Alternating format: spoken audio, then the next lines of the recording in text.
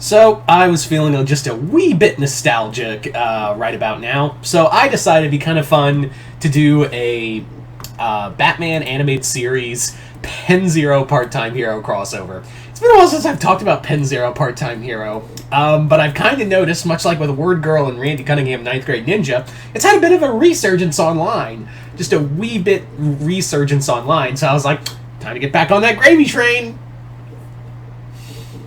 Also, I know I sound weird. I'm still coming down from a cold or whatever the fuck I have. Anyway, let's get started with the story.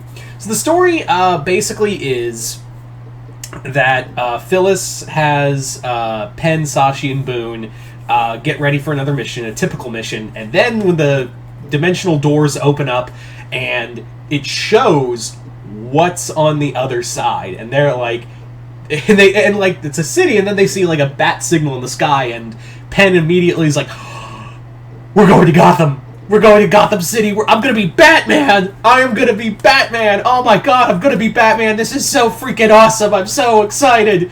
I'm so excited." So they go there, and he's like, "Yes, I am vengeance. I am the knight. I am not Batman. What is going on?" Yep. Turns out, Penn did not become Batman like he had hoped. Instead, he became Robin. Sashi became Batgirl, and Boone became Alfred. Because that's kind of perfect. Because that's... yeah, so their mission, when Penn is like all upset, is like, "Oh, I'm Robin? Lame." So Sashi basically explains on the mission is that Batman has gone missing. Batman has disappeared. And what is happening is that not only that, right after that, every villain in Arkham Asylum broke out. All of them. All of the villains from Arkham Asylum have broken out.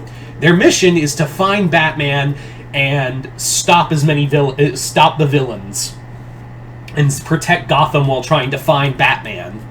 So they're like, and Penn is like, I don't want to be Robin. I want to be Batman. But okay, fine. We'll find Batman. We'll find wherever Batman has gone. So from here, Penn and Sashi go out while Boone is like, "Oh, I'm the butler. I have to stay here. I'll keep." They basically tell Boone, "You're gonna man the Bat computer, and you're going to keep in contact with Sashi and I while we try to locate Batman and fight the villains." And he's like, "Oh man, I hate it. Like, I fail at computers all the time. One time I tried to pour orange soda on a modem because I thought it would work. And then I smashed it because I tried to order a tab on it."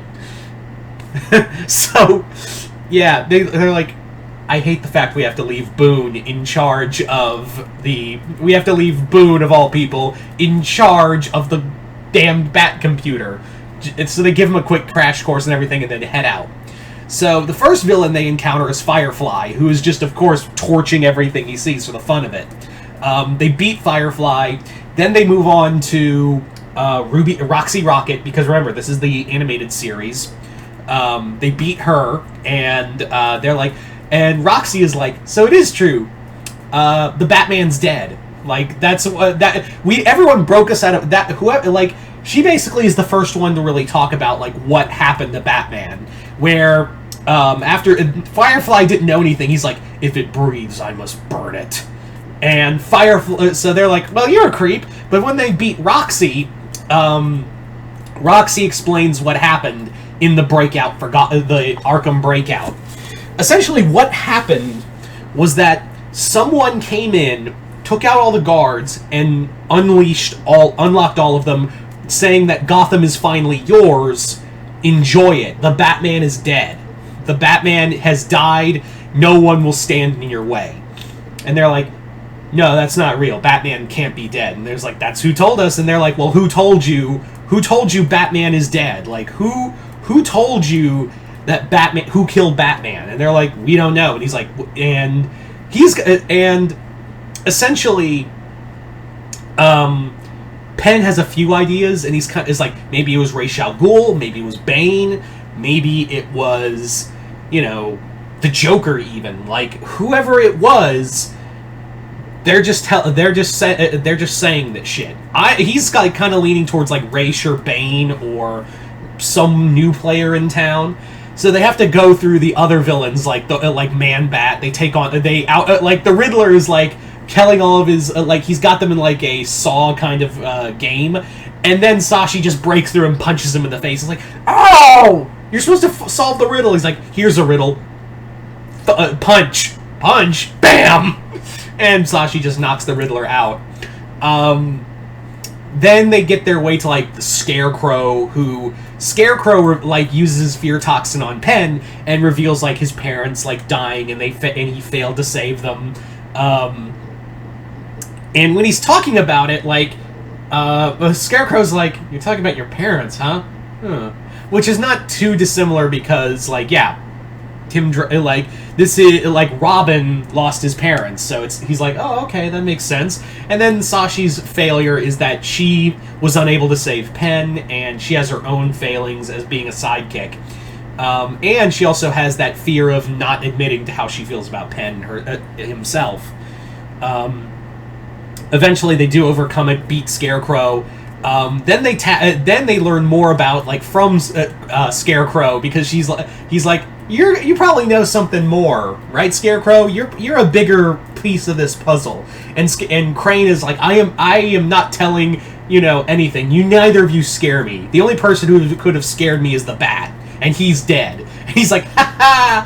Oh, you have never met this Batgirl, Sash. Have fun. So after 10 minutes, Crane spills everything.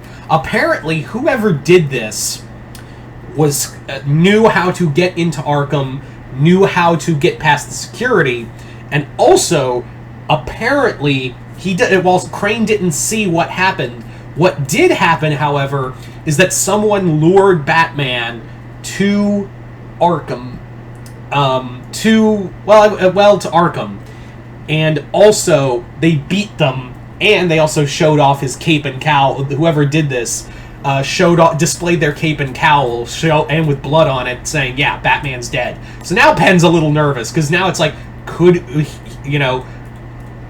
they have killed them? Could they have killed Batman? So they go through other villains like Two-Face and all of them, and then you're probably asking yourself, well, where is it Ripon and Larry? Nope, Ripon and Larry are way better in this, because because they're thinking. At this point, it's like, well, it's got to be Ripon and Larry are probably the ones who captured Batman. Like, it's got to be them. And then we find out who Ripon and Larry are. And some of you are like, oh, I think I know. Ripon and Larry are the ventriloquist and Mr. Scarface, with Larry being being Wesker and Ripon being Mr. Scarface. And the moment Penn sees that, he dies laughing. He proceeds to just explode into euphoria of laughter. It's like, oh my god, I always knew Larry had his hand up your ass, but not like this, man. So, Ripon, as Mr. Scarface, is like talking, and then he would just say something ridiculous. He's like, Larry, stop making me say stuff like that. He's like, I'm sorry, Ripon. It's kind of fun. So, they rule them out. They actually take on Joker, and there is I wanted to have a moment where Joker just hits him with a crowbar, or hits Penn with a crowbar, and he's like, I remember another little bird boy who had the receiving end of this. Memories. So they beat Joker and Harley, and then they get to who's really behind this, and it's the Court of Owls. The Court of Owls basically defeated Batman, but not the way you think.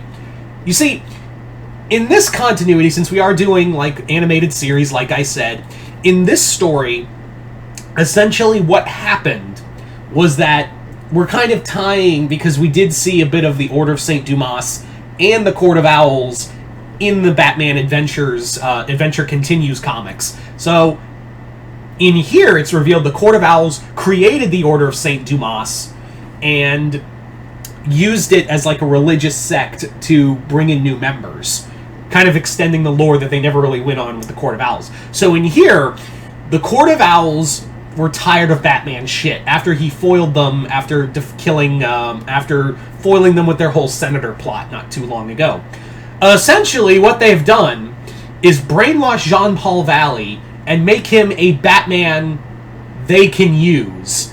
They want to use they want to use Jean as their Batman who will carry out their will and also allow them to control Gotham more easier.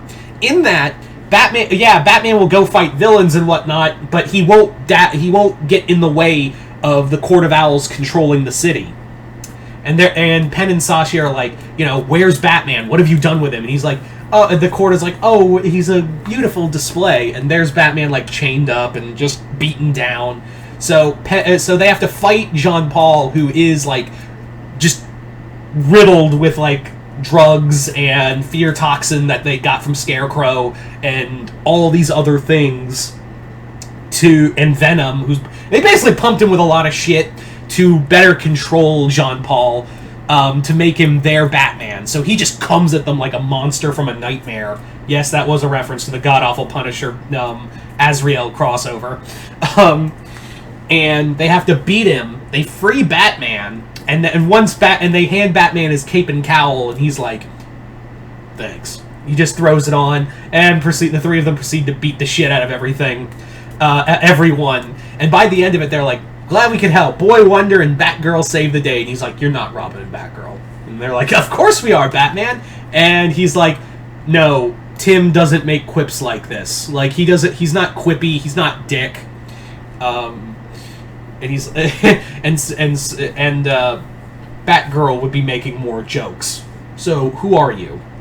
You sound you look. My brain is telling me you're Tim and Tim and Barbara, but you're not. So who are you? And he's like, all you need to know is we're here to help you. We saved you, and we gotta go. Alfred, what happened to Robin and Batgirl? And he's like, I don't know how computers work, Master Batman, sir. So they all bounce out, and Batgirl and Batman is just like, okay, that was weird. Gotham needs me. Batman away. So there you go, guys. That is my Batman animated series Penn Zero crossover. You guys tell me in the comments below, what did you guys think of it? Just comment below, let me know. Once again, hope you all enjoyed this. I'm Mr. Multiverse. I'll see you next time in the Multiverse.